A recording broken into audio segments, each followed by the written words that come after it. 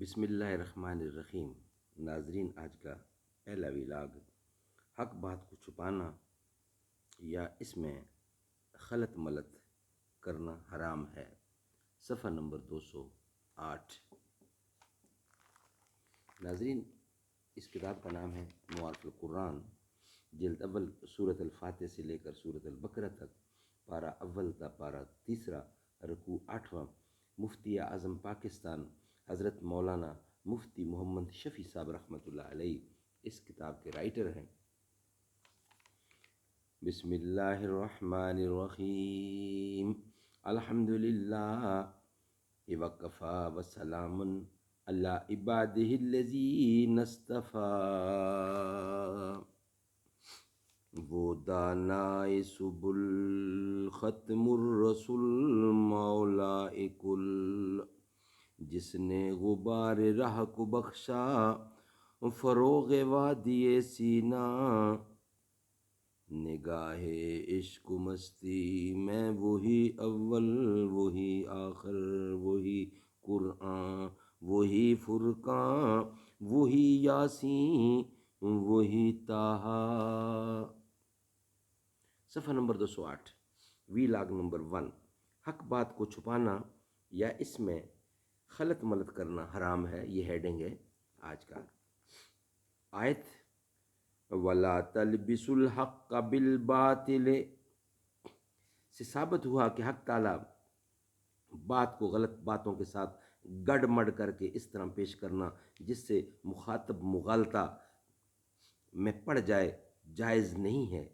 اسی طرح کسی خوف یا طمع کی وجہ سے حق بات کا چھپانا بھی حرام ہے۔ مسئلہ واضح ہے، اس میں کسی تفصیل کی ضرورت نہیں۔ امام قرطبی نے اپنی تفسیر میں حق کو چھپانے سے پرہیز کرنے کا ایک واقعہ اور مفصل مکالمہ حضرت ابو حازم تابی اور خلیفہ سلیمان بن عبد المالک کا نقل کیا ہے، جو بہت سے فوائد کی وجہ سے قابل ذکر ہے۔ ناظرین، سب ہیڈنگ ہے حضرت ابو حازم رحمۃ اللہ تابی سلیمان ابن عبد المالک کے دربار میں۔ مسند دارمی میں سند کے ساتھ مذکور ہے کہ ایک مرتبہ سلیمان بن عبد المالک مدینہ طیبہ پہنچے اور چند روز قیام کیا تو لوگوں سے دریافت کیا کہ مدینہ طیبہ میں اب کوئی ایسا آدمی موجود ہے جس نے کسی صحابی کی صحبت پائی ہو؟ لوگوں نے بتلایا، ہاں، ابو حازم ایسے شخص ہیں۔ سلیمان نے اپنا آدمی بھیج کر ان کو بلوایا۔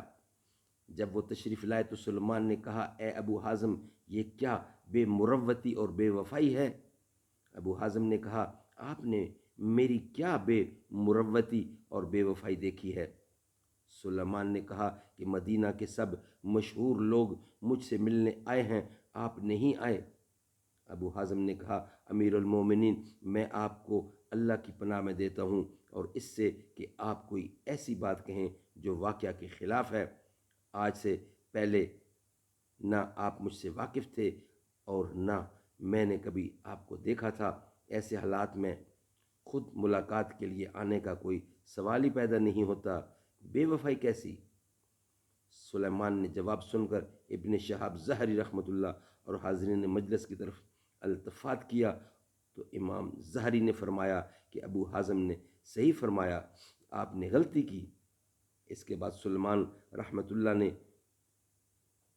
روئے سخن بدل کر کچھ سوالات شروع کیے اور کہا، اے ابو حازم، یہ کیا بات ہے کہ ہم موت سے گھبراتے ہیں؟ آپ نے فرمایا، وجہ یہ ہے کہ آپ نے اپنی آخرت کو ویران اور دنیا کو آباد کیا ہے، اس لیے آبادی سے ویرانہ میں جانا پسند نہیں۔ سلیمان نے تسلیم کیا اور پوچھا کہ کل اللہ تعالیٰ کے سامنے حاضری کیسے ہوگی؟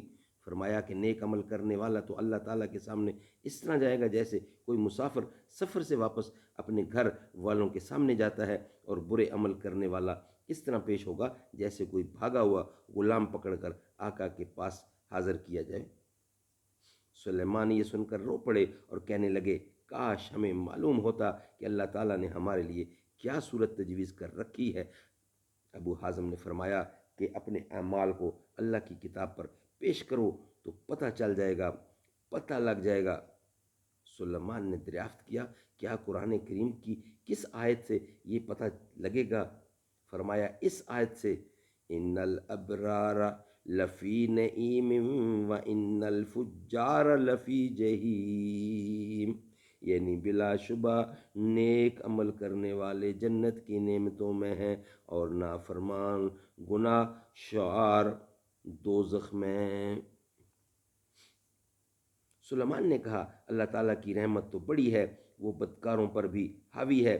فرمایا ان رحمت اللہ قریب من المحسنین، یعنی اللہ تعالیٰ کی رحمت نیک عمل کرنے والوں سے قریب ہے۔ ناظرین،